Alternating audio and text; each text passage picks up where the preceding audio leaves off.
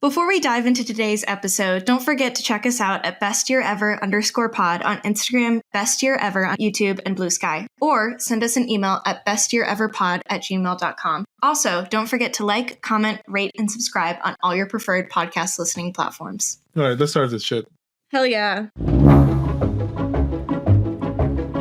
Welcome to Best Year Ever, a movie podcast where each week, one movie at a time, we attempt to answer this very important question. Was 1999 the best year ever for movies? I'm your host, Casey Glenn, and with me is my co-host, the edgy, intense, and sometimes troubled, Jesus Gonzalez. Hi, Jesus. Hi, Casey. Okay, I was worried to who you were going to compare me this movie. It's Vincent D'Onofrio, I hope. Yes, but which version? The bartender one. No. Yeah, I know. I know just because you were too attracted to the bartender one. I was not. Compared to he the looks nerdy good with one. bleached hair. But I loved his. I didn't like the bartender character. I loved his 1999 character. I adored him. Aww. And okay, that's cute. Aww, okay, not in cute. Bleach hair. I have also bleach hair. So there you go. So we're going to talk about Vincent D'Onofrio this whole episode because that is the most interesting part of this movie. Casey, what movie is it? Not anything related to Stephen King, which I kept having to remind myself. This is the 13th floor. I don't know. You're right. What Stephen King thing am I getting it confused with? It's with one of the Cusack. Or is it the 1408? I don't know why. 1408. Yeah. Is it Cusack or is it Johnny Depp? No, it's Cusack. It's Cusack. Okay. Yeah. I saw that one recently and it's really good. But no, we're talking about the 13th floor. Okay, so in preparation, and I'll get into it more as we go along, I read the book that is based on. Did you read the book before or after watching the movie? Before, which I think it was a mistake.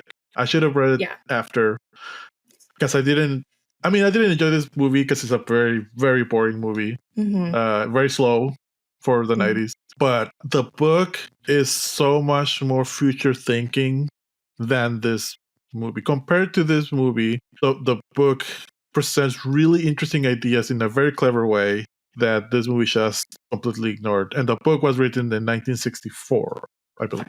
So I think it's 64 or 68, but I think it was 64. Yeah. So I was primed to be disappointed because usually the stereotypical thing to say, oh, the book was much better, usually it's because just obviously you can't have a lot of inner dialogue and you edit a lot of things for a movie, but they took so many crucial things out of the book that I feel like they dumbed this movie so much that it just became as a wet blanket as the main protagonist was. Yeah, absolutely. No, I feel it felt very hollow of a movie. Like it felt like it just skimmed the surface. It really did. Speaking of skimming the surface, this is not a great segue, but hey, let's do Letterboxd. Let's do it. Our very own Casey Glenn. This is the first 2-star that you give a movie in a while, I think, or this is the first one ever. It might be the first one ever on my Letterboxd. It's not. But I think you did 2.5 for Ace Ventura. I think I did 2.5 for Ace Ventura, and I think I might have done 2.5 for Street Fighter. Yeah, which is still a crime. But 2 stars, which fair. I would have given it 1 star. But you did say your review is 5 out of 5 for Vincent D'Onofrio, though. That was the only redeeming part of this. I did enjoy Gretchen Moll's acting, but I don't know if it's because just she had a lot of scenes with Craig Bierko, which is the main guy, and just comparison, everyone looked better. Yeah. We even had the insurance guy. It's not all. Is it All Farm or State Farm? Oh yeah. The Allstate. You're in good hands. Allstate. Yeah. Yeah. It's not the dum. Not that one, right? Is the other? No, that is the jingle, I think, for Allstate. That is the jingle? Okay. Yeah. Because that's what I kept thinking in my head, but I don't know if I had the jingle right or not. No, you're right. I mean, and the Allstate guy, he was good. Yeah, he was good. He was better than the main character, and she was in safe hands with him. So I don't know why.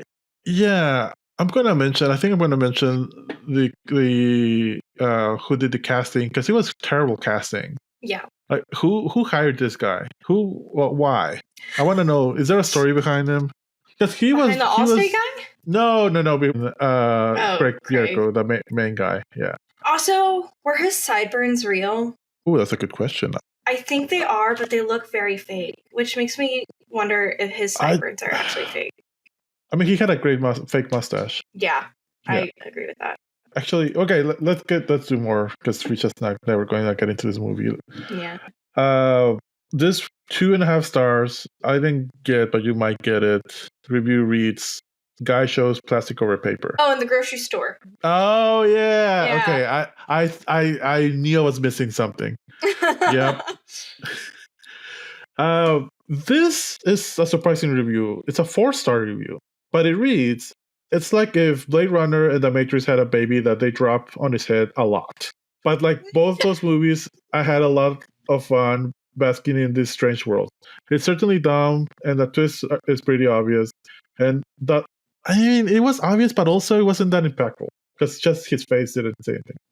And it doesn't really go as deep as the concept allows. For a cyber noir from 1999, I think it holds up pretty well. I don't agree with that. I do agree with the first sentence. Yeah, the first sentence, absolutely. I think if anybody was able to fully enjoy this movie and not get bored by it, you must have also taken a substance. That is like the only thing I can think of. If you, I mean, yeah, it was probably a little bit better if I look. Yeah. I should have done that, honestly.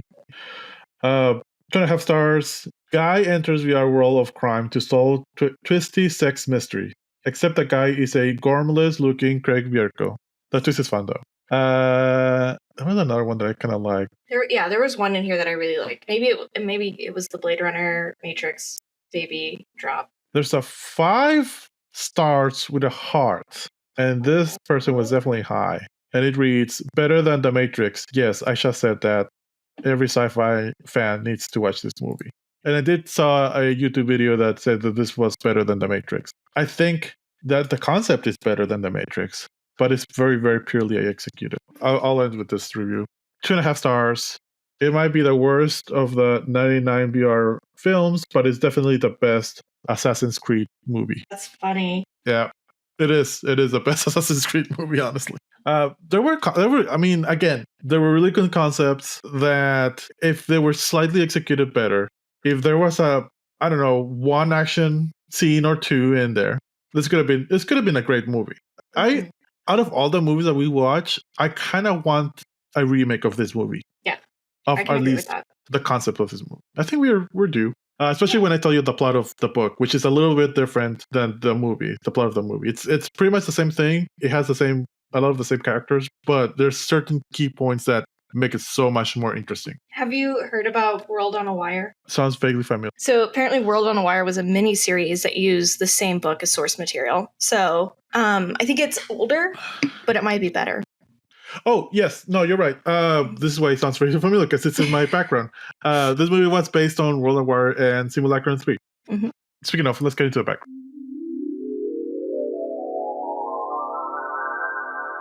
The 13th Floor, with a budget of $16 million, box office of $18.5 million. Honestly, too much. Box office of $18.5 million. Honestly, of all of the flop movies that we watch, this should have flopped more harder. I agree. Directed by Joseph Rusnak, based on Simulacrum 3 by Daniel F. Goulier, which I read, and World on a Wire by Rainier Werner Fassbinder. Edited by Henry Richardson, starring Craig Bierko as John Ferguson / Douglas Hal / David. Is that a spoiler? Spoilers. He's not a real person. VR person. Gretchen Mol as Natasha Molinaro / Jane Fuller. Vincent D'Onofrio as Jerry Ashton / Jason Whitney. I didn't know his first name was Jason. That's just because he was called Whitney. And Dennis Haysbert as the detective Larry McBain, and Armin Mueller-Stahl as Pearson / Cannon / Fuller / James Father. Armin Mueller is still alive, surprisingly. He's like 97. He's still around. He wasn't 97 when the movie came out? That's crazy. I know. That's nuts. Yeah, I mean, he had a good, obviously, not counting Craig, he had a good cast. Even I'll count Gretchen Mol as good. Like she played a good femme fatale, and then she played a really good checkout girl who like just normal working 5'9" working girl, like from the 90s. Like she played both of her characters really well. It's just the main guy just didn't have any acting in his face or voice or nothing. But anyway, let's get into this very exciting movie.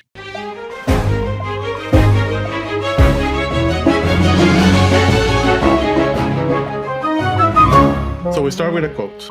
I think, therefore I am, by Descartes. And I'm going to start my comparison with the book right now, because it also starts with that type of quote. It's all about, both the book and this movie is about identity and about reality, what is real, what is not. How do you know if what you're living at right now is a reality? Again, Matrix also did that. But I think this one is a little more vague of, you don't really know if your life that you're living right now is the real life or not.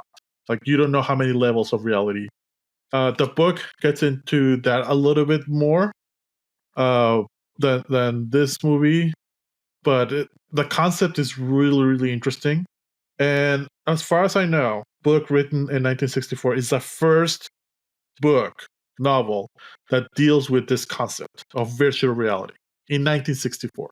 And so a lot of sci-fi books and movies take this as inspiration. The font is very Art Deco, very, very 30s. And we find out that Mueller, Mr. Fuller, played by, just say his name, Armin Mueller. That's why it's confusing, Fuller Mueller. He's writing a letter and writing it about, I found this out. He's saying something like, if they know I know, I'm going to get killed. And he's in this like 1930s hotel. There's a girl in bed, which is wild. That this was part of a plot. By the way, Mr. Fuller is like Casey said, like he looks like 90 years old, but he's definitely his like 60s or 70s. But he's in this very fancy hotel. It looks like the 30s. Everyone knows him. He goes there a lot, apparently. He takes a letter that he wrote. We don't know who he wrote it for, I think, yet. Yeah, I think he addresses it. Like, you see him write Douglas. Oh, okay. So yeah, he writes it for Douglas. But seals it and then gives it to the bartender, played by Vincent D'Onofrio. His name is Ashton. That's a bartender, right? Ashton? Mm-hmm. Yeah. Gives it to Ashton, lights a cigarette, takes a martini, and then leaves the hotel. And then goes to a less fancy side of town. But by the way, the sets were really good. I like this whole 1930s look. I like the look of the city. I think this is where they spend their budget. Maybe they should have spent it in other things too, like actors. But I do like all of this. So he goes to this kind of modest little apartment, goes into bed with apparently his wife, and then falls asleep. And then we get this Matrix-like zoom into his eyeball, and then he wakes up in this futuristic place. And it's still, nothing is being said. Like, we kind of, here's where we realize, oh, he was in a virtual reality world. We don't know much about this virtual reality world right now, but we do know that he kind of looks like he's a scientist of some sort. He has a badge and everything. He goes to this dingy bar, makes a call, again, trying to contact Douglas, saying, I know things, they're going to find out. We see him making the call, the bartender sees him, and then we see Mr. Fuller recognizing someone. I wonder who it is. Goes out into the alley and gets killed, gets stabbed. Cut to our hero, our protagonist. He could have been at least handsome. Like, if he was a pretty face, I would have forgiven the bad acting a lot more. Yeah, he was a little too average looking. Yeah, he was very average looking. Because it was the 90s, he should have frosted tips. Like, that's the only thing that he was missing. I think that could have helped a lot. I agree. So we meet Douglas. in this almost exact replica of the Blade Runner apartment. No, so I'm so glad you mentioned stuff. Okay, is it the Blade Runner apartment? Yeah, so Douglas Hall's house has been seen before in several other science fiction films as the exterior of Detective Deckard's apartment building in Blade Runner, and several years later as the apartment of a drug lord in Predator 2. And it is located in the affluent Los Feliz neighborhood of Los Angeles, and the home is known as the Innes Brown House and was designed, of course, by the legendary architect, the one, the only, Frank Lloyd Wright. Who? Yeah, so it threw me off because, I loved the Predator 2 movie. That was my favorite movie for a long time. And I know you don't like those kind of movies, but it's a great movie. But the scene in that apartment is so wild that it doesn't really look like that apartment. Like it didn't, it. I recognize it because it's very unique, but it didn't. I didn't say, "Oh, that's Deckard's apartment." Here, it's just, and I wrote it down. It's Deckard's apartment, but with 90s shit in it. That's really funny. Because you see a voicemail machine, what do you call it? Answering machine. I'm from the era, and I don't remember anymore. Oh my god, there are people hanging from the fucking ceiling in the Predator 2 movie where they are in this apartment. It's a great scene. When we watch the Predator 2 for this podcast, that's going to be my best scene ever. No, actually, Gary Busey's death is going to be my best scene ever. He dies, spoilers. Yeah. Also, Gary Busey is in that movie, which would have made this movie 100% better if Gary Busey was in this movie. Who was around in the 90s who could have been the Douglas / David? Literally anybody. How old? Okay, no, this is what we're going to do.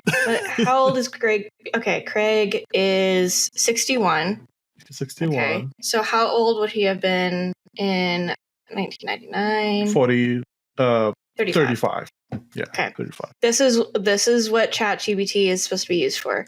Let's see. Yes, let's do that. Let's cast this ChatGPT, 35-year-old actors, 1999. Brad Pitt, Johnny Depp, James Spader. Ooh, James Spader. James Spader would be perfect on this one. Yeah. Yeah, let's for the rest of the movie picture James Spader instead of this guy. It could have been so much better. I was gonna say Johnny Depp, but no, James Spader, definitely. Yeah, and then somebody else also, or not somebody else, same fucking Michael J. Fox, I think could have also worked here. No, he's too tiny.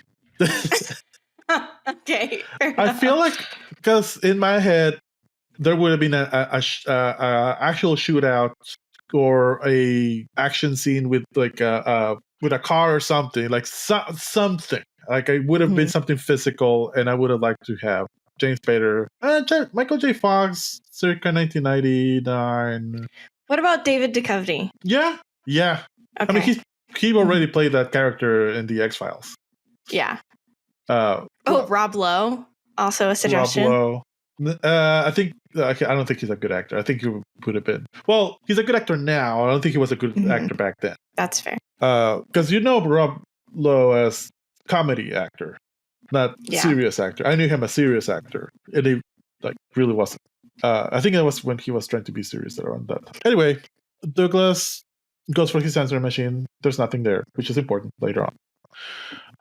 But he does find a bloody shirt in his apartment, and he seems like he doesn't remember the night before. And then right away he gets a call from the detective. I know. This all happens. And it No. Wait, hold on. Oh. But there are 3 voicemails. There are 3 voicemails on his machine. There's not a voicemail from Fuller. Yeah, which is the last one.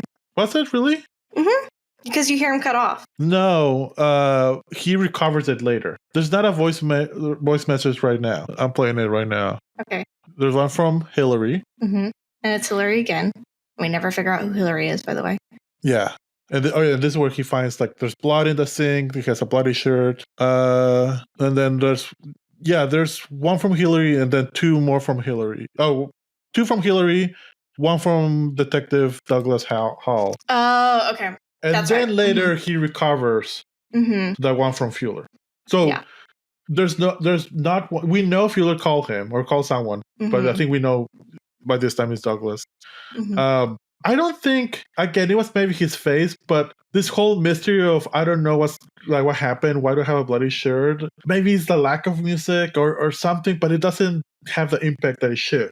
Like I forgot this scene happened. He looked more confused, like just like, why the fuck is there a bloody shirt? Rather than like, oh my god, there's a bloody shirt. What exactly. The fuck? He was like, oh, did I spill coffee on my shirt last night? Oh, I don't remember. Yeah. That was his expression. Oh, this is an unfortunate stain. Rather than, why the fuck is there blood on my shirt? And then he gets a call from a detective saying that his mentor got killed. Yes. That should have been like a panic look or something. Yeah. Like I would have been like, not gonna talk to the police because, I mean, maybe the character is just that stupid.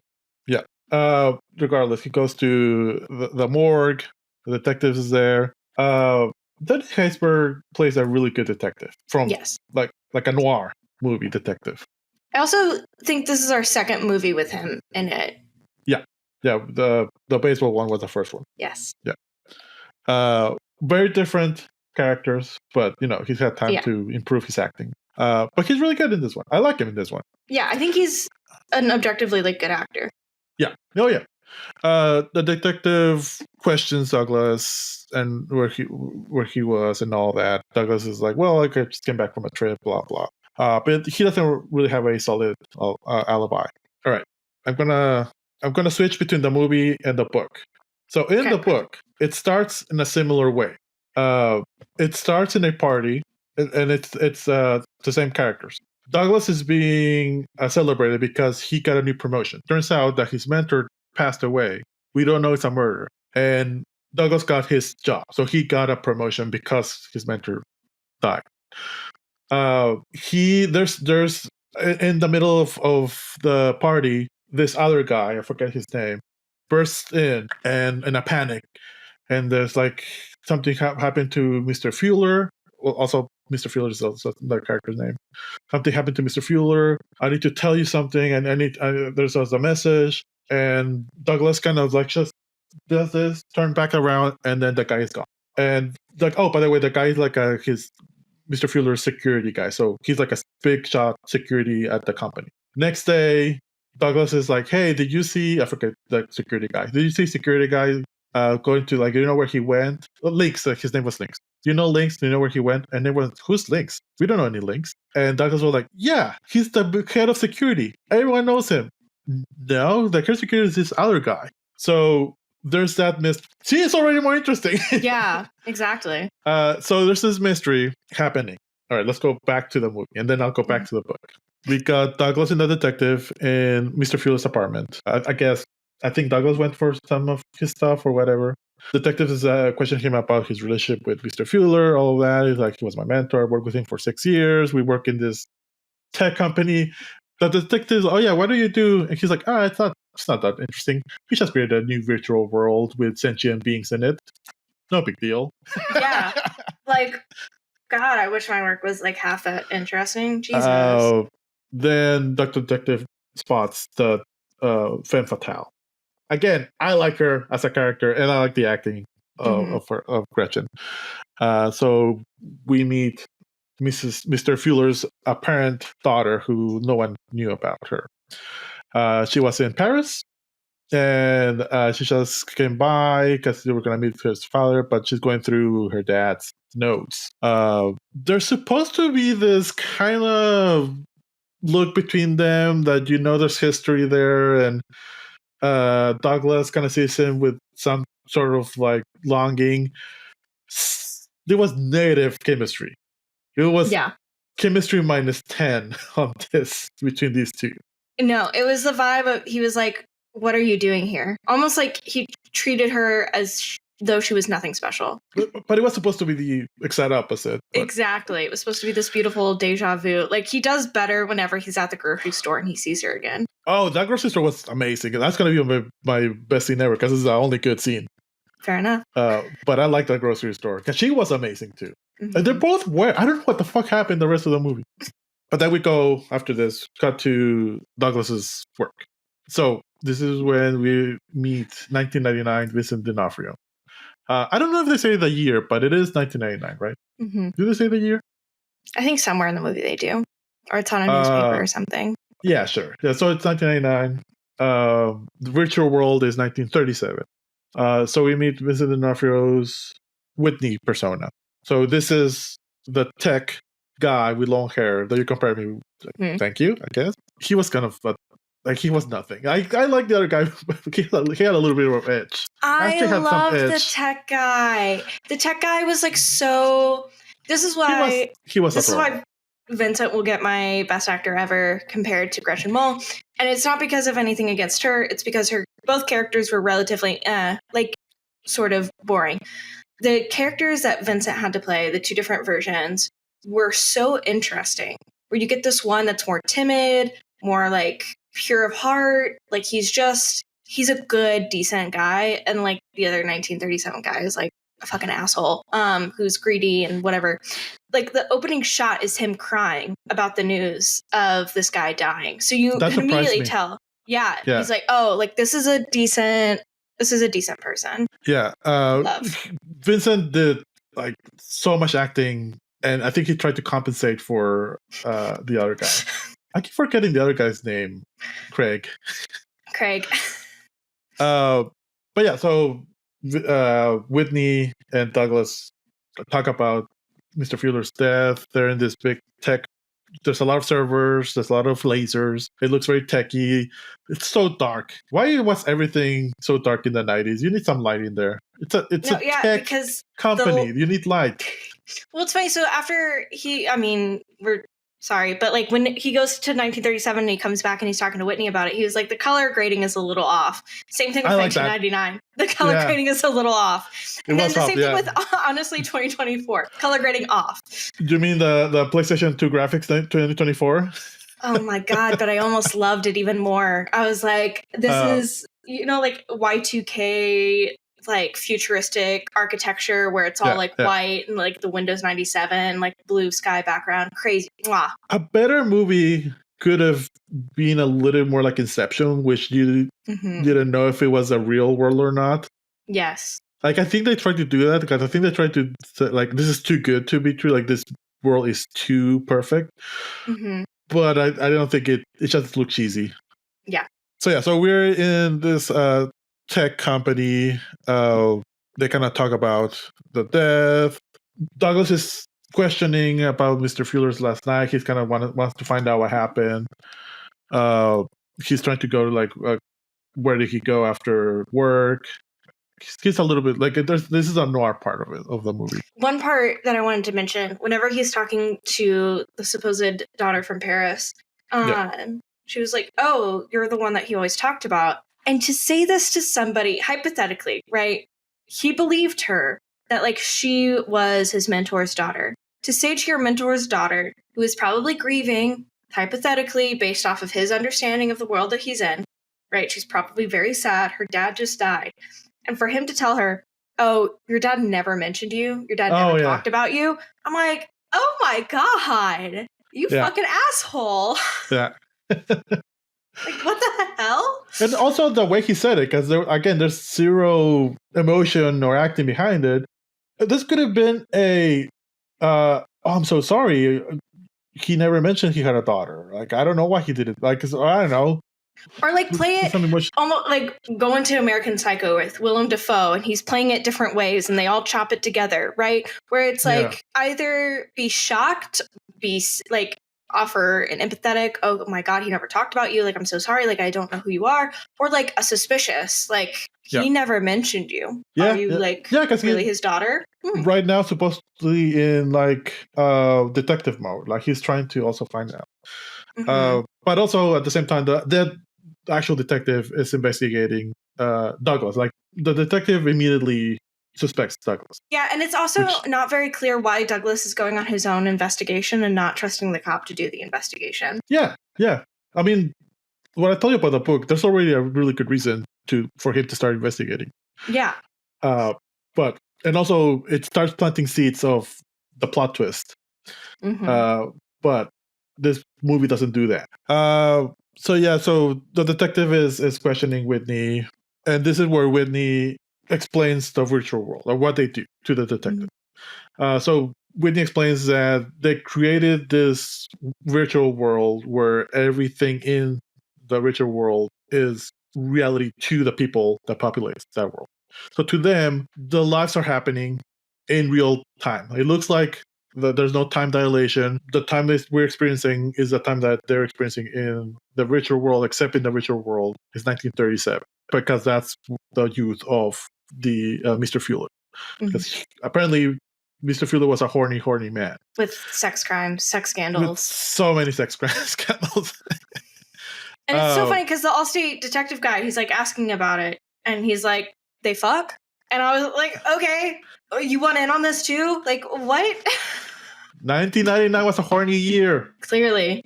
So we get the whole thing. We don't get why they're doing this, other than just because. I'm going to switch to the book now. So in the book, it's explained that they have this machine called the Simulacrum 3. That pretty much the same thing. They create a virtual world. But the reason they do this is to create, and let me know if this sounds familiar, to create predictive algorithms so that can cater commercial and advertising to the populace. No! 1964. And Douglas's boss wants to manipulate these algorithms for his political gains because he wants to rise into power and pretty much rule the world through misinformation, algorithm, and predictability using this machine. Holy shit. Right? Oh my god. So much fucking better. Fucking have high schoolers read this book. This needs to be part of the curriculum. Yeah. So that's why they have this virtual world. Also, when Douglas meets Fuller's daughter, there's a moment where he meets, same thing, same scene. She's going through his stuff and in his study. Douglas is alone. There's no detective here. There's a moment where Douglas is like, "Oh, who is this? Oh, yeah, of course, that's Jinx. That's Fuller's daughter." And then he remembers. There's a part where he remembers Jinx' daughter when she was a teenager. It's a little creepy because it's the 60s, but he remembers her as a teenager, and now he's a grown woman. She's beautiful. He instantly falls for her. Kind of same thing. She is startled to see him, but there's a very similar vibe of there's some connection there. There's like a deja vu also talking. But we kind of later find out. But he does remember her. He does know Mr. Fuller had a daughter. Oh, haven't seen you in a while. You're a grown woman now. Which is weird, but 60s. Yeah. All right, going back to the movie. Yes. In the movie. Oh, really quick, something I want to say about this movie. In the 1999 world, because they never give any sort of like, this is why this is happening, this is why the 1999 world has created a virtual reality. It just seems like, I don't know, these people are interested in doing something. Like, that's like, honest to God, the motivation. Having the motivation of, oh, we want to create a better advertising market and we want to take over political power. Like, that's a lot cooler. Other than just, oh, it seemed like these three nerdy guys got together and built something because they were bored. Yeah, exactly. Which is, how are they making money? Who knows? Yeah. In the book, we were making money because we're selling this information to companies. Yeah. Also, in the book, it's an exact replica of the same year. In the book, it is set in the future. The way they describe the civilization is very Blade Runner. There's flying cars and everything, which I would have loved to see this here also. I did like that it was the 1930s. If they could have find, we're trying to go in a point of time in the America's past where how we can manipulate the world, and that's the excuse for being the 30s or something. I could have buy that, but I like that it was the 1930s. Okay, so Douglas is investigating where Fuller's daughter went because he thinks, oh, that's weird. I didn't know he had a daughter. Now she appears all of a sudden. He goes to her hotel, kind of talk a little bit about starts questioning her, but there's also some chemistry, and I'm saying that in very heavy quotes. This movie really wants you to think that there's chemistry there, but there's not. There's a weird meeting between Fuller's daughter and this account guy about Fueller's will because she wanted to close the or something. I don't know, but turns out Fueller at last minute gave all of his money to Douglas, so now he's like there's a suspicion there. I think it's weird. It's very weird. This whole, and I'm interested to hear how it happened in the book, if there was a moment like this in the book. But like she comes in and is like, I'm his daughter, everything should belong to me, right? Where it's like this person in this world didn't have a daughter. So like, how are you going to prove that you were his daughter? And it also didn't seem like, oh, she was removed from the will because the 1999 person didn't realize that there was a daughter to begin with. Basically, she just wants to like come in and like destroy the company is like what her goal is. Also, there is no daughter program into this world because we later find out they inhabit other beings in like sentient beings in there that already have lives. Yeah. So because the detective finds out there's no daughter, there was no one in Paris by that name. So how was she going to claim the inheritance if there's no paper trail backing her up? Exactly. Makes no There's sense. No birth certificate. There's no social security number. Exactly. So we get after this scene, we get another scene with the detective and Douglas. Again, questioning Douglas where he was during the time. Douglas is like, well, I was flying back, blah blah. But what I did like about this scene is that the detective is playing with this baseball machine, which I thought it was really cool machine. I've never seen anything like it, but you have like little people there, and then there's like a little pinball thing, and it's almost like a pinball machine, but it's baseball. But I kind of like that whole thing, and it's established for a later scene of explaining the virtual world. After this, Douglas decides to go into the virtual world for the first time, apparently, even though Mr. Fueller was going there to fuck pretty much for a while, it seems. But yeah, Douglas decides to go in to find out what happened to Mr. Fueller inside the world. I didn't get until a little bit later, but I think this is where we find out that in order to get into the virtual world, you have to inhabit pretty much your double in that world. But your double has a life. Like your double has a full-on life, and he's just living his life, and then suddenly he blacks out, like happened to Douglas in the beginning of the movie. Ooh, plot twist, foreshadowing. And you just inhabit him for, I think, an hour to 2 hours is the max.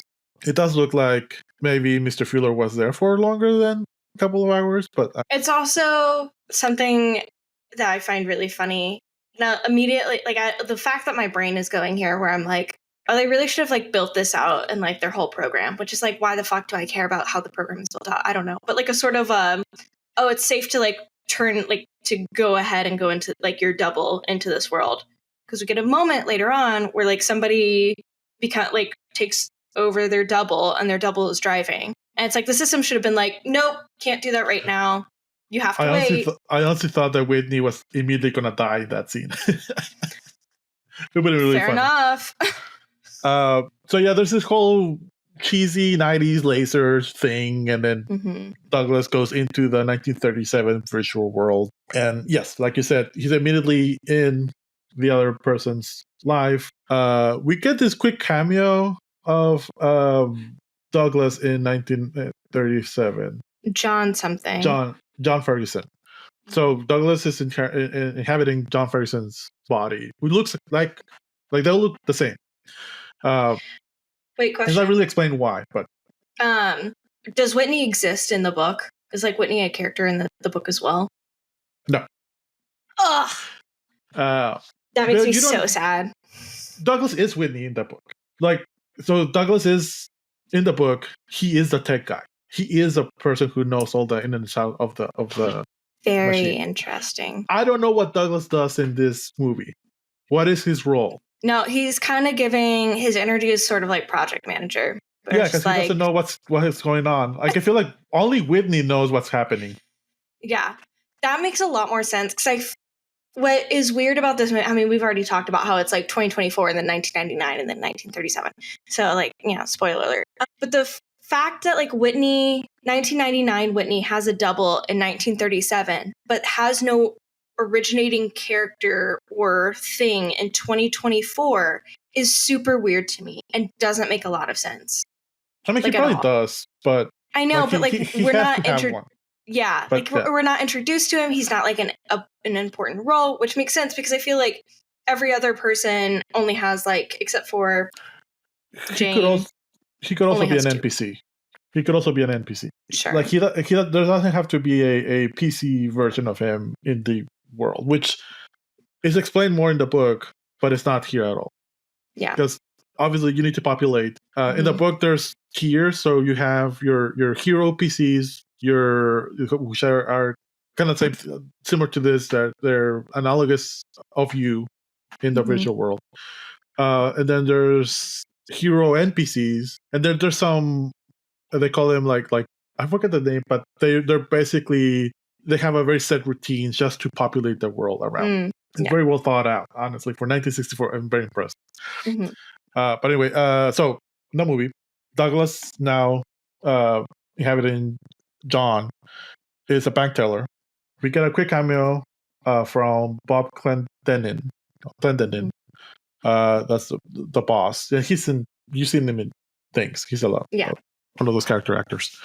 But Douglas looks very confused. I immediately did clock that this world looked more sepia tone, less saturated. I thought it was going to be something cheesy, but I like that they explained it. I like oh yeah, we didn't get the shots here, but they don't seem to notice it. Spoiler for a little bit of Fisher. Ashton goes into 1999. When Ashton goes into Whitney's body in the future, which, by the way, we don't know what happened to Whitney. I think he just died. Oh yeah. There's no, everything's so brighter. Look at all this color. Like, there's no freaking out that much. There should be something. Anyway, so he's in the bank. They has an hour and a half, I think, or something like that, to figure out things in the past. You get the whole scene of like, I can't believe this is real. Look at it. There's some acting here. I think he was trying to play brooding detective in 1999. Okay. Because there is a little bit of a difference in 1937, but still not good acting. He's trying to figure out where Mr. Fuller used to hang out. And he goes into this little bookstore, antique shop thing, and he finds Mr. Fuller, but it's not Mr. Fuller, is the PC that lives in that world that Mr. Fuller used to inhabit, which, when you start thinking about it, is really fucked up. Yep. But it's the point of the movie also. It's all about free will, and is it you really not? The bad thing is that we know why Mr. Fuller was doing here. He was just fucking girls. And the person here, the PC, whose name is Gerson. So the virtual reality guy, Gerson, he looks like a sweet old man. He just wanted to spend time with his wife. And he's like, we've been married for 30-something years, and I've never cheated on my wife. Woof. Your body has, unfortunately, without your consent. Ugh. Yeah, that's bad. Yikes. I think, honestly, hold on. The reason why I think Fuller, 1999 Fuller, goes back into 1937 and just fucks whoever he wants to fuck. I think, low-key, he's playing this game of, like, my money will go a lot further here. He shows up with his 1999 $20 bills, and he can do a whole bunch of shit. Well, I mean, yeah. Also, yeah, if it's a virtual world, where is he getting the money there? I can't remember if whenever he gives the worker the $20, if it was like $19.99 $20 or like. No, but it's 1937. Like, there's no cross pollination. Like, you don't bring things from the real world. I guess that's fair. If the only thing that's happening here is you're inhabiting that NPC's brain. Yeah, where do you get the money from? Like, is there I would have wished, if you see a scene of a cheat code, just click infinite money, and then okay, not but there was no sort of coding in this virtual world. So 1937 Douglas is talking to 1937 Mr. Fuller. Also, now that you know that Mr. Fuller is a total creep, why do we care that he died? Yeah. Who fucking cares? I don't care anymore. So Douglas goes and asks for around for like the girls that Mr. Fuller kind of hang out with. I forget how he got the name, but who cares? I was gonna give worst actor to one of the mom of the girls that he questions. She was a really bad actress, but not compared to Craig. So she kind of I really like the whole scene, like the scenery, the dress setting, the old timey Pepsi Cola billboards, the cars. Like I like the 1937 setting. There should have been like a car chase or something. Like it should like a Tommy gun type of like bullet. Like, can you imagine the Matrix lobby scene, but with Tommy guns and 1937 gangsters? Like that could be cool. Nuts. But nothing happens. No. Douglas is in the same hotel where Mr. Fuller used to hang out. He's asking about Mr. Fuller. Everyone's like, "Oh yeah, we know all the girls know him." And at this point, he knows there was a message. Oh yeah, I forgot to mention. At this point, 1999 Douglas did recover Mr. Fuller's voice message in his answering machine from 1999. So he knows there's a message for him waiting in the virtual world, and that's why he went to the virtual world. So he's which doesn't matter. So that's why he's kind of trying to figure out what the message is. The girls say, "Oh yeah, he gave something to this bartender," and that's why we see Vincent D'Onofrio.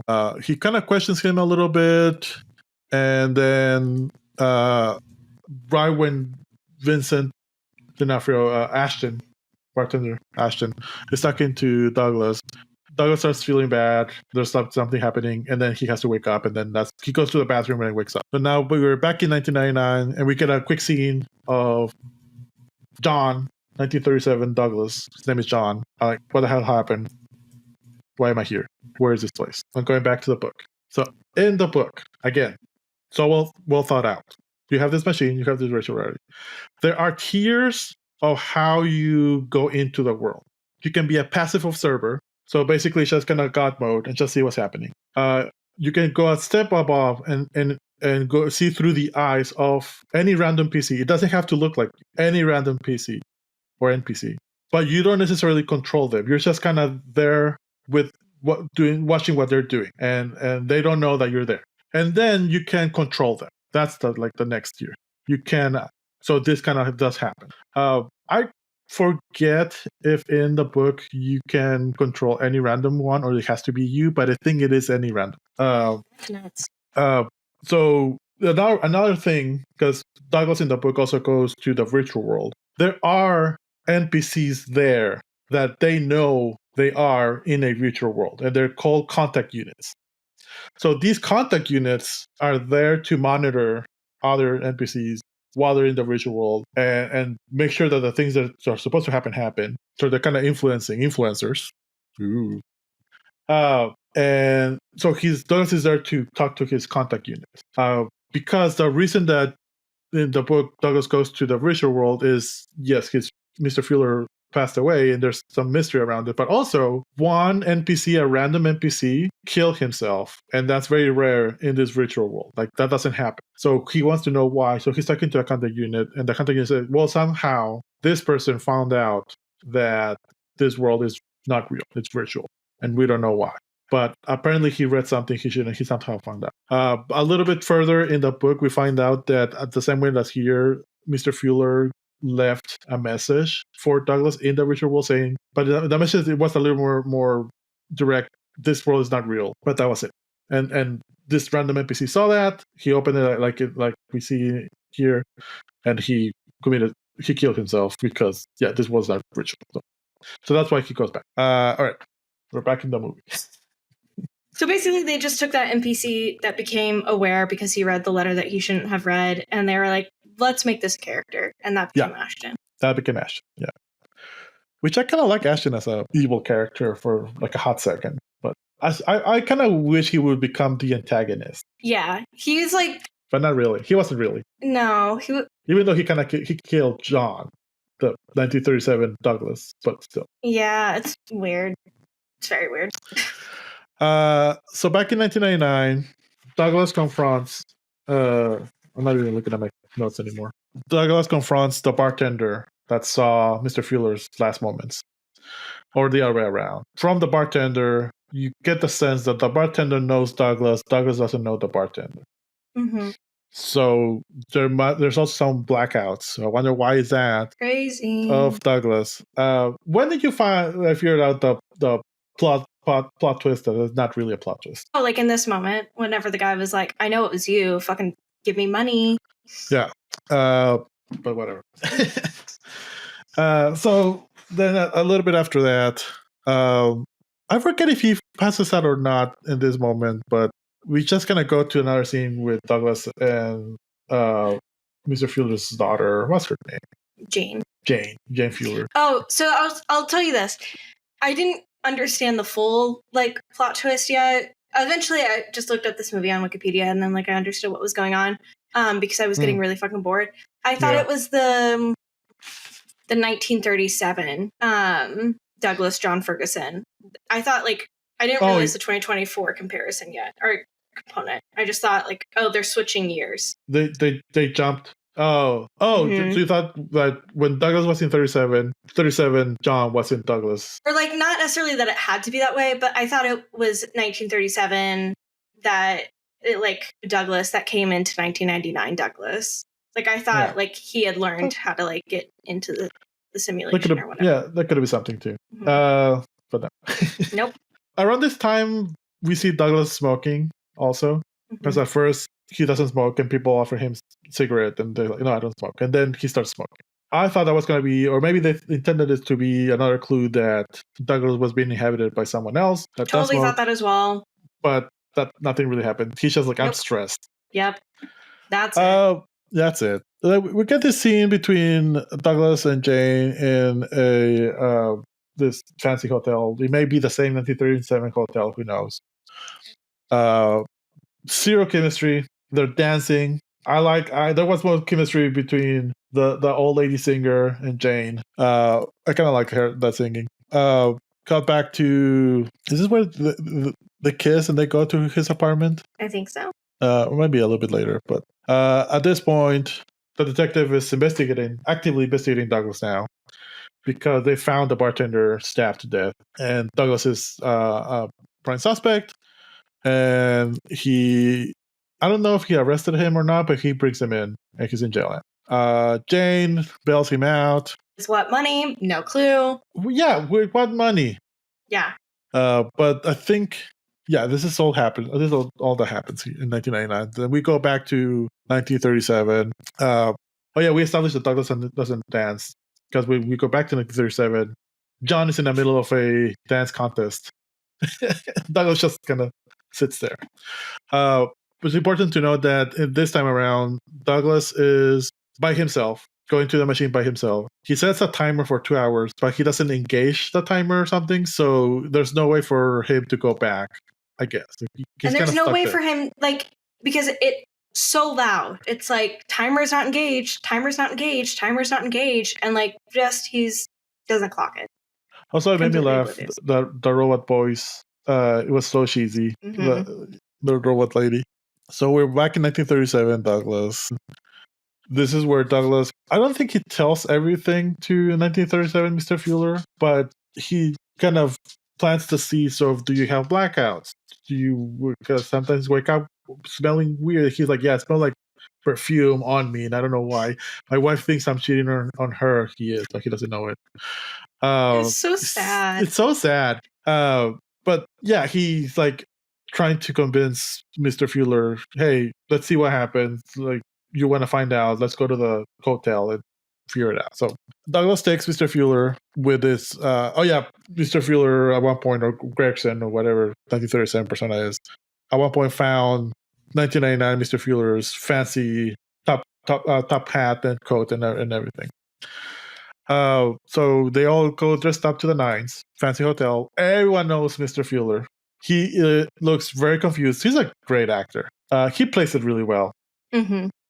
He's very confused. All the girls love him, kiss him. Where is he getting all this money? Who knows? It's very interesting because, like, somebody opens the door for him and they're like, hello, Mr. Blah, blah, blah. And, like, he takes off the hat, like, the door attendant. And then the guy takes off his hat back because he's, like, very just, like, he's poor, he's shy, he's timid. Like, this is a new environment for him. Like, he doesn't really know what's going on. He's, like, a little bit scared. And then, he talks earlier about how he's never cheated on his wife. Does nothing to push away the girls that end up sitting on his lap and kissing him on the face. And I'm like, oh, okay, real loyal, aren't you? Like, I did like that he played it more confused than Hordy. Yeah, that's yes. Yeah. He was like, this is a good actor because he was like, what the fuck is happening? Like, why is everyone? Because everyone knows him. Like, why does everyone know me? Around this time, Douglas is kind of saying, hey, do you remember anything? Because I feel like Douglas knows that some things do seep into the memory of the NPCs. Again, there's some severance here, like ideas. Really good ideas, but badly executed. 1937, Mr. Fuller does start remembering a few things.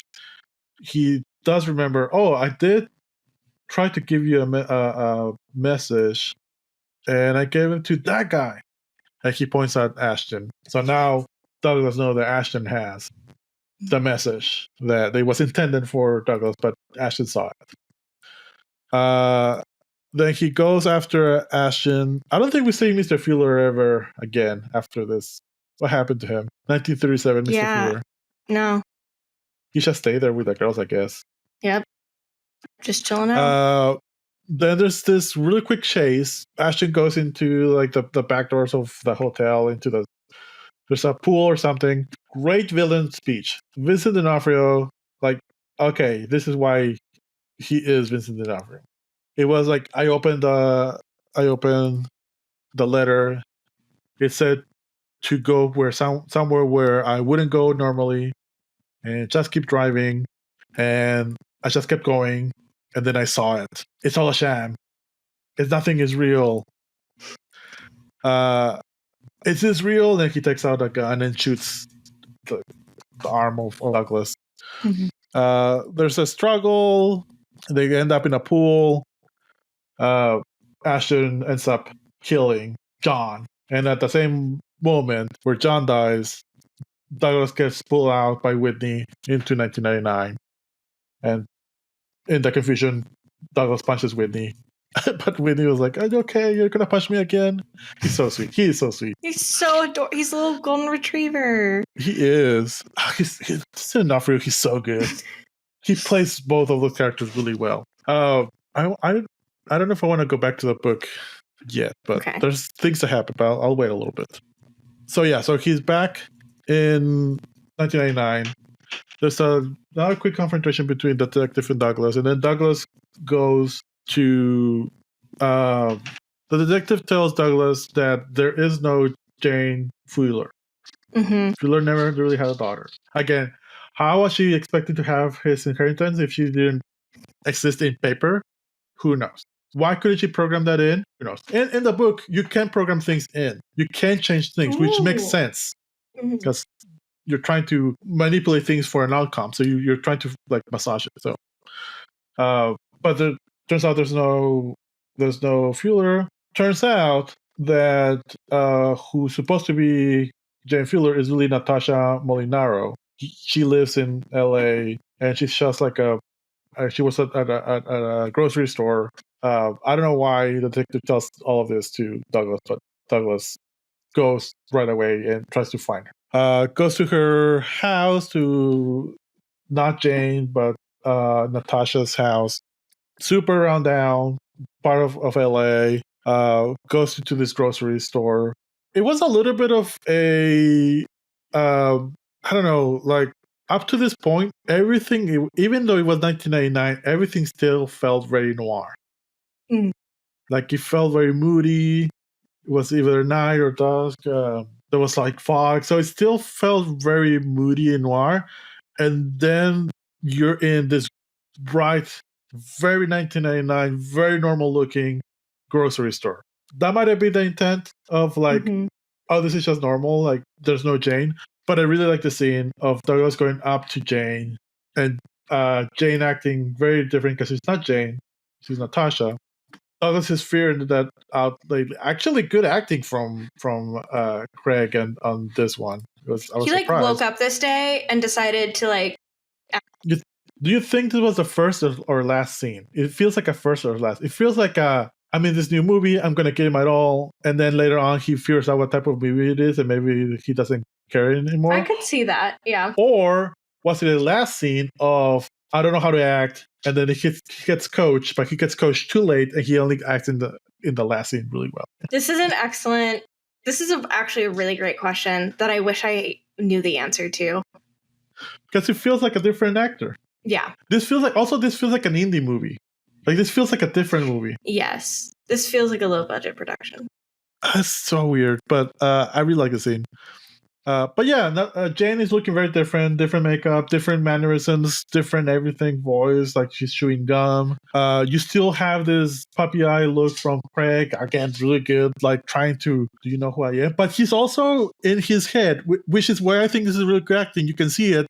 He's at the same time heartbroken, confused, and also figuring out, oh, I'm also in a virtual world. This is what happens to my virtual part. This is what's happening to her. Mm-hmm. All of this is happening, and you see it in his face. Yeah. Where the fuck was this actor in the rest of the movie? I know. She's really nice. They have a tender moment of like deja vu and all that, but it's not creepy at all. It's kind of cute. Mm-hmm. Did they sleep together at this point? No. Okay. Yeah, he never sleeps with Natasha. Doesn't he? I swear. Maybe I was daydreaming because I swear to God they do sleep together. No, he sleeps with Jane. Oh, well, yeah. Sorry, I was talking about Jane. Okay, yeah. Yeah. Yeah. Which is weird. If you know that this is not Jane, it's Natasha, what are you doing? Although at this point he knows it's a virtual world, so I guess who cares? I don't know. Yeah. After this, then Douglas does the same thing as Ashton did, and as the letter told him to do. He rides into the night, and then he just... so I think this was supposed to be the big scene, because he goes into and then he stops at the edge of the world, and he sees a very cheesy 80s not finished virtual world. Like he's just like the end of whatever he wanted, like, need to do. But there was no like music. There was no terror in his face. Nope. Like we went back to bad acting Craig. Yep. This scene is also too short. I missed it, honestly, the first time I was watching this, because I had to rewind. Because I was kind of writing down things, and then because right after this scene, we get a scene of the detective talking to Natasha, and the detective also figured out, oh, this is not the same person. This is weird. Mm-hmm. But yeah, I had to rewind. Like, wait, what the hell happened? Oh, they spent a longer time on Ashton driving to the end of the world and him talking about that. Yeah. Where it's like he could have just talked about it and they could have like shown a quick clip of it, but they should have spent a longer time showing Douglas driving. Yeah. All right. I'm gonna go back to the book. So in the book, Douglas is also gonna figure out things are weird. There's people that are missing. There's at one point, when he first meets Jinx or Jane in the book, her name is Jinx. He sees Jinx with a piece of paper. It had a drawing in it. Then later that drawing kind of disappears. So he feels like things are being edited out of reality. There's a moment where him and Jinx are driving down the road, and then he sees this. He sees the edge of the world. With Jinx? With Jinx. She's asleep. She's asleep in the car, so she doesn't really see that. But he sees it, and then he gets a headache, and then like 3 seconds, and then the road again. It's normal now.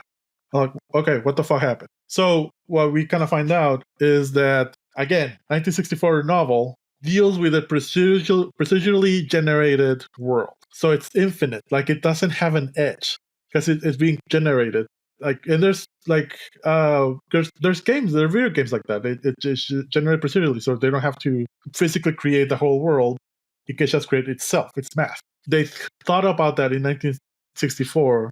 1999, though, they didn't think about that. It has an edge. So yeah, so Douglas kind of finds out pretty early on in the book that he's not real.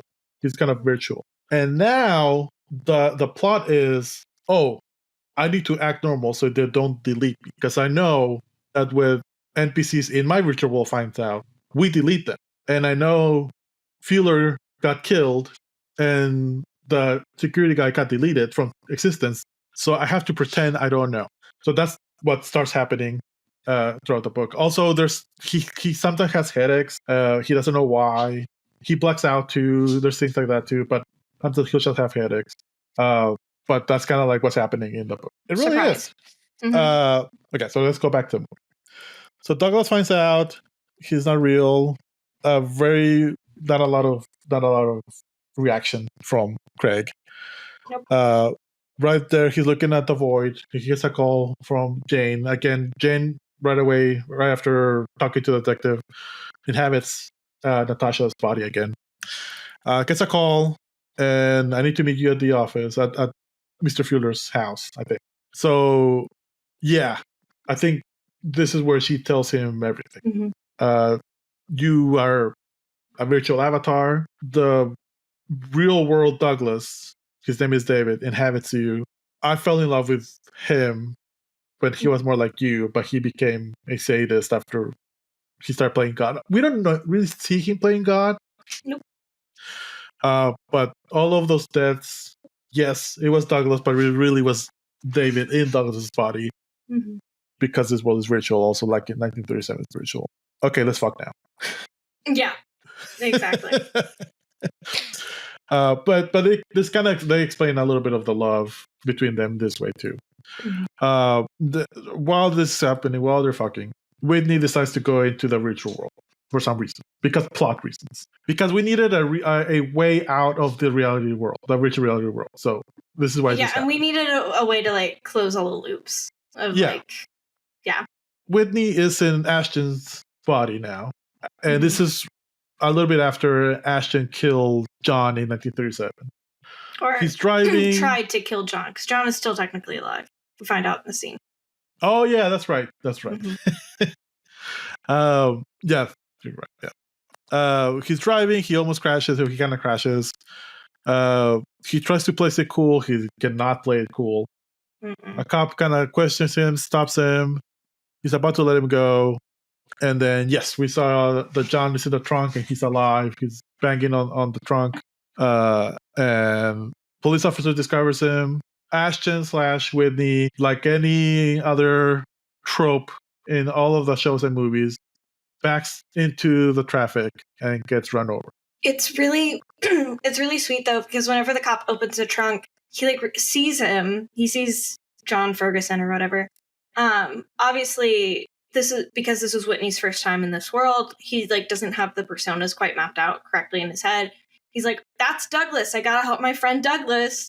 Not even thinking, because he's so pure. He's so nice. Not even thinking like, "Oh my god, the version of me in here fucking put this like my best friend in the fucking trunk." Of course, the cop is like, "I gotta arrest you," and the guy's so shocked. Like you said, he backs it in to the road and dies. Very sad. Then we see Whitney wake up in 1989. This scene is great because he doesn't tell you anything. Mm-mm. There's no. Craig would have done some sort of stupid face, but there's no face. It's just physicality. Mm-hmm. And then we see him wake up. We see the security guard through the security monitors look at that very confused Ashton. And he doesn't know how doors work. No, because they're all glass doors. Yeah, and automatic. It has like a little key. And then he kind of slowly figures out like it's a key card. So, realize, or a little bit later realize that somehow Ashton went back into Whitney's body in 1999 when Whitney died in 1937. So now we have this out. If you die in the virtual world, the consciousness of the virtual person can go up into 1999. We're going to the book. Okay. In the book, early on, it's established that can happen randomly. A virtual reality person can jump into the person controlling him.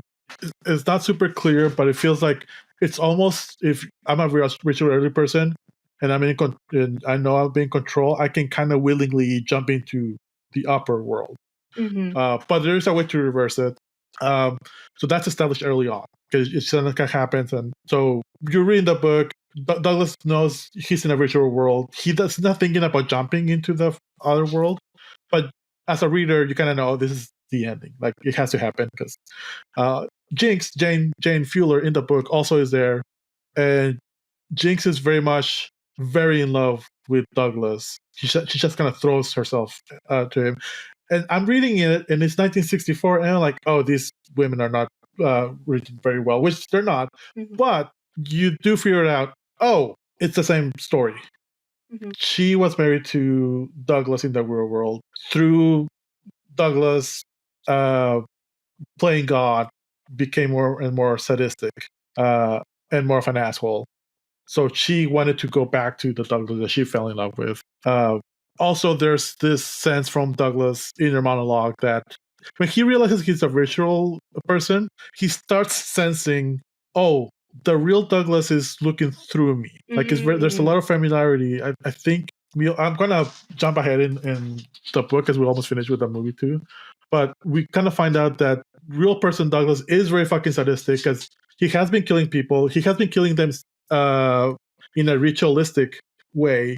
There's a scene where this other guy who Douglas knew kind of explodes into like just different entrails, and he kind of go through so there's like superpowers involved in like the ritual world. So he's very fucking sadistic. There's also a way where you inhabit an NPC in the book. They don't know. They that's the point. They don't know, and you can control them, and that's when they black out. But when they wake up, they don't know. There's a way where you can phase out a tiny bit, and that way, when you inhabit someone or when you're looking through someone's eyes, the NPC is hurting, is being hurt. So real Douglas is hurting virtual Douglas, our protagonist, on purpose, just to feel his pain, just to see him hurt. Holy shit. So he's a fucking asshole, a bad guy. That's crazy. Okay, so in the movie, the way that like it kind of comes across is that like Jane and her dad, the 2024 version, created this like virtual reality company. There are like 1,000 virtual reality worlds. And then, but this is the only virtual reality world that has created another virtual reality of its own. So that's why she has to go and she has to like destroy it. Is that the same premise in the book? Or is it just that she's trying to find an old version of her husband that is still nice? Yes to both things. Okay. I think that's also kind of the premise because real world Douglas wants virtual reality to get destroyed. There's another faction working against Douglas's boss in the virtual world that are trying to destroy the virtual world because they know what Douglas's boss is trying to do, trying to manipulate to rule the world. Douglas also kind of, when he finds that out about his boss doing that, he's also opposing that, but he's also at the same time trying to play along so they don't find out that he knows, but also trying to undermine his boss because he knows that's fucking evil. Mm-hmm. But his boss, because he's fucking evil, he puts Mr. Fuller's death on Douglas. And there's a point where he's escaping the police. There's a shootout. There's action scenes, flying car action scenes. And he's trying to kind of get away from like all the mess that's happening. Because there's also like a mass riot against Douglas's boss because the other faction is trying to destroy this virtual machine. So there's this whole thing. And then when Douglas is escaping from the police, he's in this cabin. This is where Jinx Fuller appears out of nowhere. And then he figures out, oh, you're a real person. You're not like an NPC. And then she explains, yes, I actually, like, that's when she tells him about all of that. Like, he fell in love with him because he is his husband. He was a good person. And also, you think, but he's like, but I remember Fuller's daughter.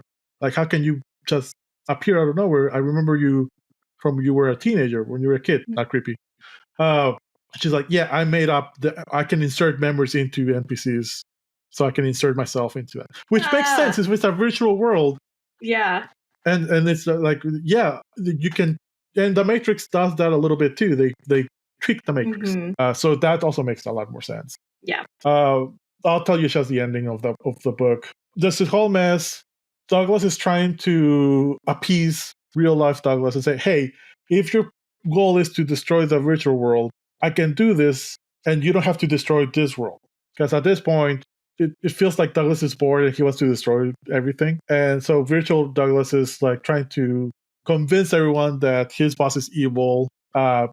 He convinces everyone the virtual world is destroyed, which is kind of weird because you're also destroying actual sentient beings in the virtual world, but whatever. And then at that point, evil Douglas is like, nah, I still want to kill you. And starts like hurting virtual Douglas. He's like, I'm in pain. And Jinx is there like, is he in you right now? And he's like, And she's like, okay. And then she disappears. And then he appears in real world. So what she did, she was waiting for evil Douglas to be in virtual Douglas so she can do something in the real world so that when evil Douglas wake up, it's actually virtual Douglas in evil Douglas's body now. So she made that happen on purpose to have her husband back. That's crazy. But I mean, I guess she also kind of does the same thing in this world where like I think she says like she knew that he was going to like jump in. Yeah. But like, so she called the Allstate guy beforehand and was like, that was super cool about him being fake. He's like, all right, cool. Yeah, no, like basically it's revealed that like he's been able to figure this out. He's been on his own side quests and he's figured out that he's also in the fake world. Would have preferred to see that one than this one. That would have been way cooler. But yeah, that's how the books end. Like happy ending, kind of same thing as the movie. But all right, let's go back to the movie. Mm-hmm. We're back. I don't know how much of the book I'm going to keep in the podcast because it's a lot. No, it's fair. So we're back. Ashton is in Whitney's body. Mm-hmm. He's in the office in the 13th floor, or I don't know. He's in the office building at least, and he's just fascinated by TV. He's just pushing all the buttons. Cartoons. Yeah. Full toddler mode. Full toddler mode. Amazed. Again, I would have liked a line of "This is so much brighter," but it was so super dark. So whatever. Douglas goes in and he kind of like confronts him and tells him, "Yeah, you're virtual. I'm virtual. Nothing is real. Nothing matters. So whatever." He shows him the world. He brings up the baseball machine, the arcade game, and he kind of just does a metaphor of like, just like these are little virtual people. They don't know they're just tin. We manipulate them. We change them. That's kind of how we are. Not really, because they are actually sentient beings, but whatever. Mm-hmm. At this point, with Ashton/Whitney has taken the security guard gun. Douglas doesn't care, or his acting doesn't show that he cares. Douglas shows Ashton the server room, and he's like, "This is your world, basically. This is where it's created." Ashton is weirdly putting his cheek against the server, doing some weird shit, weird evil guy shit. I love it. Mm-hmm. It's great. Then I think that's it. Is that all that happens?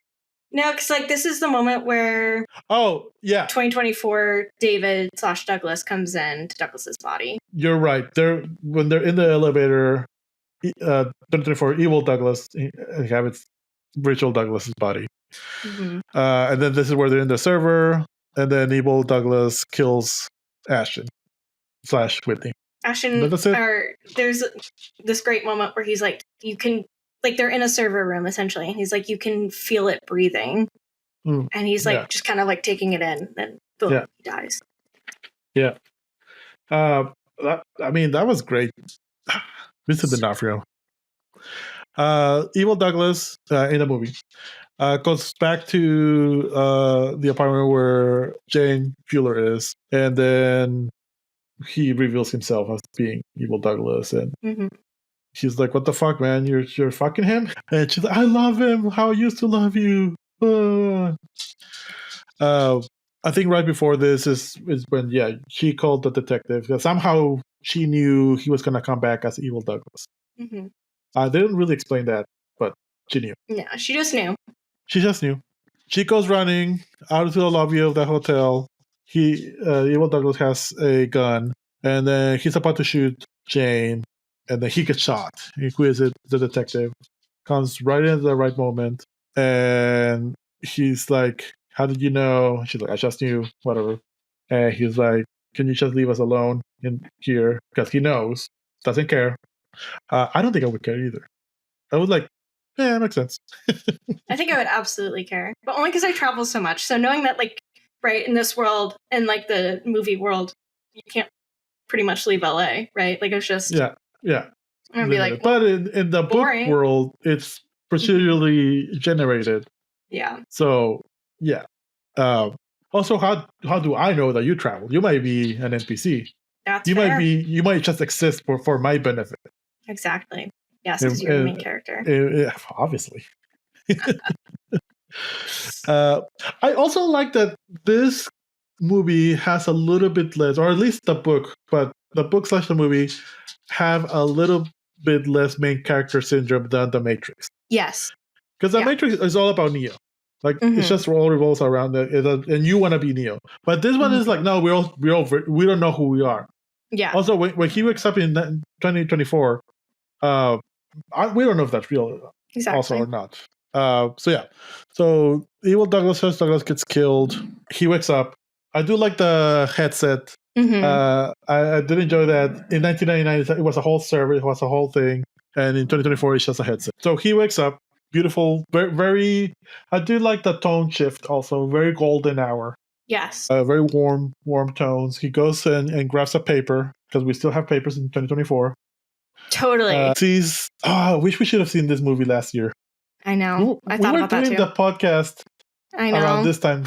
It's Monday, June 21st, 2024. This is the headline of the newspaper. 2024 crime rates at an all-time low. They were helpful. Yeah. Also, can confirm June 21st, 2024 was a Friday. So I don't know how they got that wrong. Not even. They could have. Anyway, let's just end this movie. Yeah. He's in 2024. He wakes up in this really pretty apartment. Kind of too good to be true. He sees Jane, and she's like, "Welcome to 2024." Shows him these beautiful PlayStation 2 graphics, which is 2024 LA. It looks polluted. It looks very yellow, like it looks like smog. Yeah, it doesn't look great.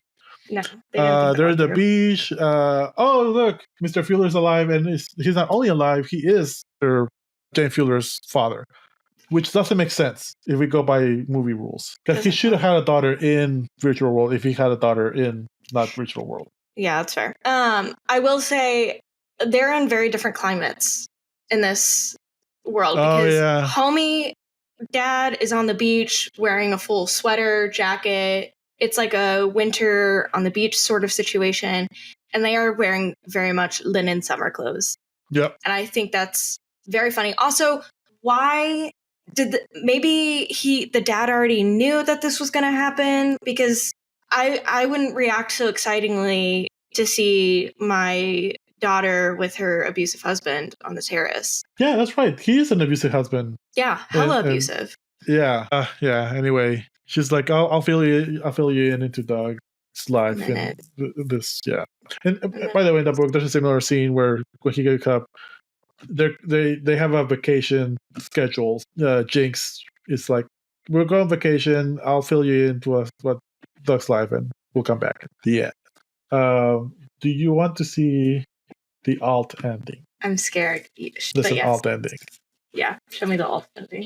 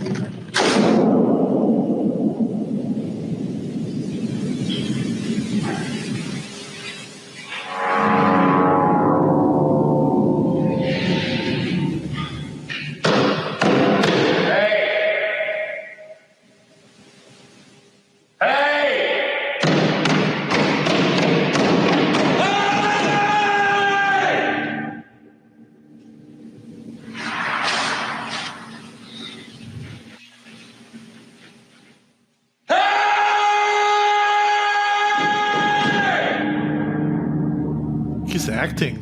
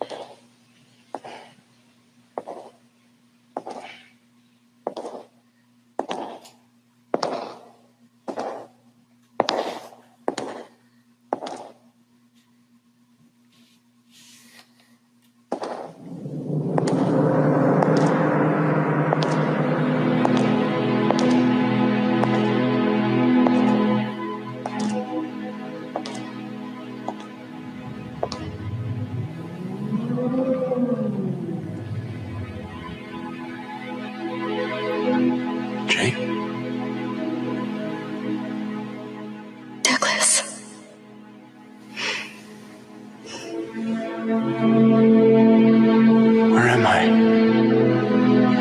I'll show you.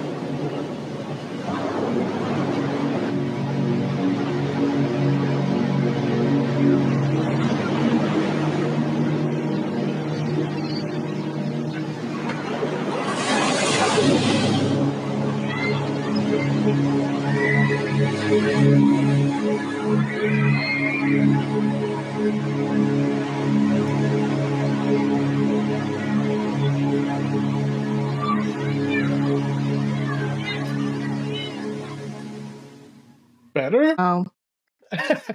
Not better at all. His acting was better. But his acting, I thought that was David. Like, I thought David didn't fully die and his subconscious went somewhere else. I liked it better just because it's more 1980s, 70s dystopian future. Yeah. Ambiguous kind of ending. And I also like that his face was of wonder, but also like there was a lot of like he was frightened. Mm-hmm. He's confused. Like he was acting. Yeah, crazy time. Yeah, that was a movie. How are you feeling, Casey? Happy. Yeah, it was a very boring movie. It was. God, I was falling asleep when I was watching it. Honestly.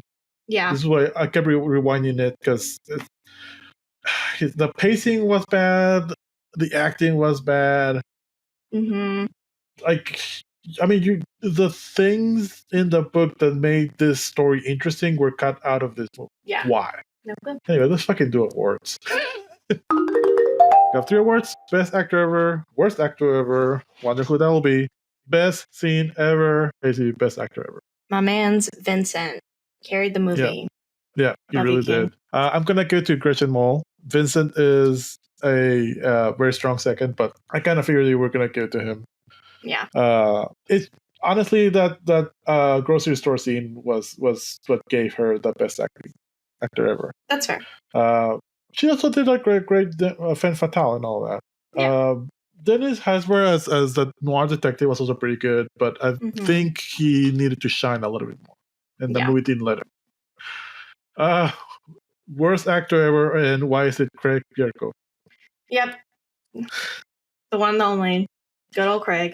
He had one good scene, and then another good scene that was the alt ending that wasn't in the movie. Best scene ever. Anything with Whitney. But I will say the scene where Ashton takes over Whitney's body and he was watching all the cartoons, and then he goes into the server room. Thought that was pretty good. Yeah, that was really good. I thought you were gonna give it to the monologue and pool scene. That was pretty good too. But yeah, it was okay. I'm gonna say the grocery store. I really liked it. Yeah. It was another movie, a completely different movie. Yeah, it was an indie movie where the girl had amnesia and didn't remember the guy. So exactly, I want to watch the movie. So I'm gonna go to that movie. Right. So Casey, very important question. Solely based on this movie, was 1999 the best year ever? Absolutely not. I really, really, really wanted to like this movie. I really wanted to give it a best year ever, but it's gonna be a no for me too. Obviously, I just can't. But what are we gonna watch next week? What are we gonna watch next week? We know what we're gonna watch next week. Yes. Okay, we do. We're watching episode 1, Phantom Menace. Phantom Menace. Who is the Phantom Menace? Darth Maul. Or is it Palpatine? Or he's a menace. Or is it Anakin? Phantoms. I don't know. It could be. Mm-hmm. Have you seen that video where they say that they got all of the movie titles wrong, and this guy changes the movie titles of the Star Wars episodes, the episodic movies, and it makes more sense. I'll send you that video. That's so funny. But yeah, we're watching episode 1. We will have a special guest. Yes, we will. Nice. The other half of our previous special guest. Mm-hmm. Sarah Freeman, my sister-in-law, who is dating Joey Waynert, who was on our Matrix episode. Yep. We will have some Star Wars movies rankings. Controversial, maybe. I don't think so. That'll be next week. That will also be the last 1999 movie. But it won't be the last 1990 movie, because we will be watching Con Air. Yes. At one point. At one point. Eventually. Yeah. After 1999, as we did on the first season, we're going to take a break. And we're going to watch, well, not a break, but a break from our regular 1999 movies. Yes. We're going to watch Con Air, because I gave Casey 3 options, because I felt like she needed a true Nicolas Cage, peak Nicolas Cage from the 90s movie. So I gave her Con Air, The Rock, and Face Off as options. And you chose Con Air. Mm-hmm. Let's see if I regret my decision. I think you're going to like it. It's very cheesy. It's a little problematic, but not too bad. It's 1990s problematic, but it's not too bad. But it's just peak Nicolas Cage. We do need to compare peak Nicolas Cage with peak Brad Pitt and peak, what was the other one? Oh, Keanu Reeves? Yes, probably. Probably, yeah, from the 90s. I think there was another one. But yeah, so after Con Air, we'll do some one-offs, some specials. But in the meantime, we're going to need your help, because we need to choose our next year after 1999. So we are going to the 80s, but we don't know what year of the 80s we want to do. And I'll put up a poll, several polls actually. And I'm going to give the audience the power to choose the year. So we can have either 1982, and we'll have movies like Blade Runner, The Thing, E.T., and Tron. Very exciting. We can also have 1984, movies like This is Spinal Tap, which is fitting because the sequel is coming out this year. The sequel. And it looks great. I want to see it. The Terminator, also in 84. Ghostbusters, 84. Nightmare on Elm Street, which I'm very excited that Casey watches that movie. Or 1989. I think 1989 was another year that I wanted to do right after 1994. It has very good. 82 and 84 has good pulpy culture staple movies. 89 has that, but also has actually really good movies like The Toy Society, Indiana Jones and the Last Crusade, Batman, and who cannot forget Weekend at Bernie's. There you go. And if you've never seen that movie, Casey, it's about these two college dudes trying to get girls at one of the guys says boss's beach house, and turns out the boss is dead. So they are carrying around this dead corpse around the beach and also trying to get girls because somehow that makes sense. Also, there's a Weekend at Bernie's 2, and there's voodoo and resurrection involved. 1989 could be a really good year. But we'll leave the power to you. I'll put up some polls, and in a month or two, probably 2, we'll start with whatever 1980s year you all decide. Yay! Yay! But in the meantime, next week, it'll be episode 1. Bye! Bye! If you were able to somehow enjoy the 13th floor, or you just really like it, let us know how and why you like this movie, and just hit us up at bestyearever_pod on Instagram and YouTube by leaving a comment or sending us a message. Or send us a very long-winded email about your love for this movie, and you can email us at bestyeareverpod@gmail.com. That was your most passive-aggressive outro, and I love it. And then while you're at it, give us a like, leave a rating, and go subscribe on all your preferred podcast listening platforms. Unless you really like this movie, then maybe this is not the podcast for you. And you can do your but thing. Also leave passive-aggressive messages to Casey. Yes.